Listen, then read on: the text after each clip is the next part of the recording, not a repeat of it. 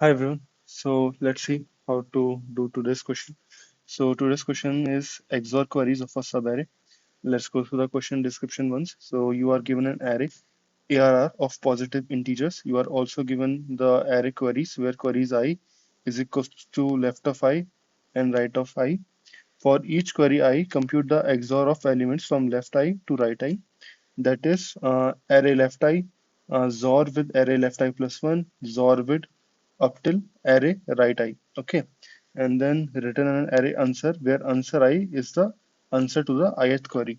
So basically we will be given like these queries like till 0 to 1 we need to find the XOR of all the elements. So like in this case, the XOR of these two, 1 and 3 will be 2 as given over here. The XOR of 1 and 3 will be 2. And from 1 to 2, from 1 to 2, 3 and 4, the XOR will be 7. So we will be given these queries and we need to find the XOR of all the queries given. Okay.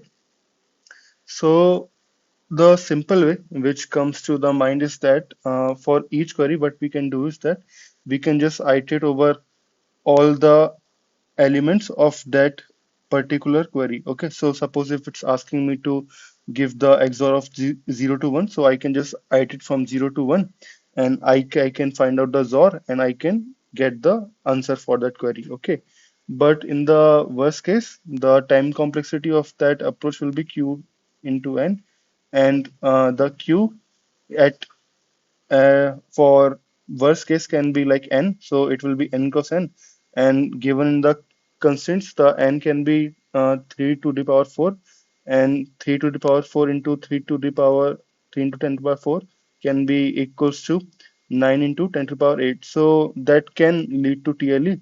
So we need to find a better way of doing it. Okay, so better way which comes to my mind is something sort of like a prefix sum technique. Okay, so if you have done prefix sum technique, and if not also, let me just go through that quickly. So suppose if you are given these elements in an array like v1, v2, v3 and v4. Okay, and you need to find the sum of, let's say, just these two elements. Okay, so how you do is that we first find the prefix sum of all the subarrays is starting from the first one. Okay, so we find the prefix sum of this, we find the prefix sum of this, we find the prefix sum of this, we find the prefix sum of this. Okay, once we have the prefix sums available with us for all these subarrays, what we do is that now we need to find the sum of this subarray. Okay, so what we will do, from this subarray sum, as we have it, we will subtract the this this part. So we have this, and once we subtract these two subarrays, I'll get the answer for this part. Okay. So similarly, we can do something for this. So what do I mean by that is, suppose if we find out the XOR of, let's say, v1, XOR v2, XOR v3, XOR v4. Okay.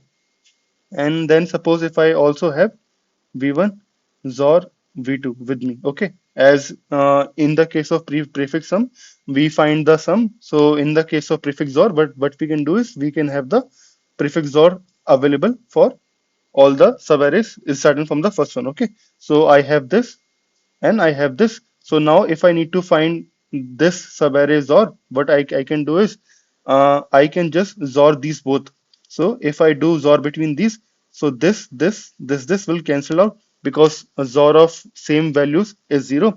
So this cancels out, this cancel out, and I will get this result. So v3 XOR v4 I will get in the answer. So that's how we can do.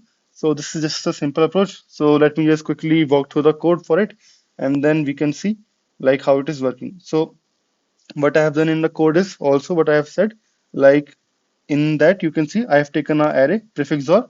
In the prefix XOR first element, I have just taken it as the array's first element because XOR from 0 to 0 is just the array element 0, so we don't need to find the prefix XOR for that. After that, I have found the prefix XOR from 0 to 1, from 0 to 2, from 0 to 3, like that. Okay, so what I'm doing is, so prefix XOR of, let's say, for prefix XOR of 1, how I will do, so prefix XOR of 0, so the prefix XOR which I have found till 0, and I will XOR it with the array 1. Okay, so this will give me a prefix or for the first position, and similarly for the second position, what I'll do is the prefix or till 1. So 0 and 1 prefix or whatever I have is stored with me, I will just XOR it with array of 2. Okay, so that's how I can generate the prefix or for all the sub arrays is starting from the 0th position. After that, what I will do, I will just create the resultant array, which I will return in the end. I will take a index pointer. I'll just iterate through all the queries. So I'm iterating through all the queries. I'm just finding out the start. I'm finding out the end.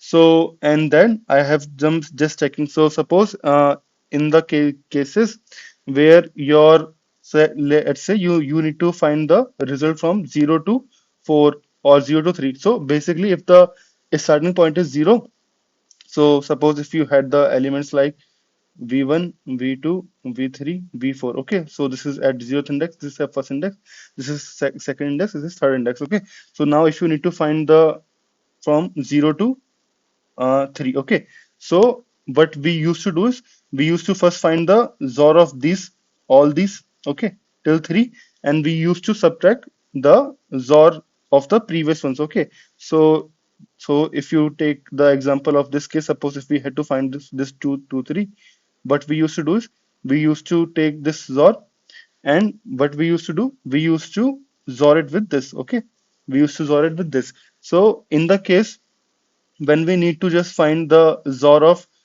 0 to end, okay, so 0 to at any position, what I can do is I can just simply consider that value only. Okay, so the XOR of 0 to 3 will be stored at third index, and the XOR of 0 to 2 will be stored at second index. So that's why in the cases where the XOR is not greater than 0, I'm just directly marking my answer as prefix XOR of that uh, of that end. Okay, and for the other cases what I'm doing is that I am just XORing it like I told, like for the XOR of, if we need to find, if we need to find the XOR of these two, I am just taking the XOR of these like from 0 to 3, and I'm just XORing it with 0 to 1. Okay, so once I have this, I am just XORing them and I'll get my answer, so that I'm storing, and also I'm doing index plus plus.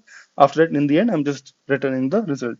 Okay, so yeah, that's how we can do it. So the time complexity after this will be just O of n. Okay, so O of n, because we are iterating over the all the elements once, and then this query is even if it's the size of array, so it will be O of n only, because we are just iterating over all the queries, and these are all just constant time operations.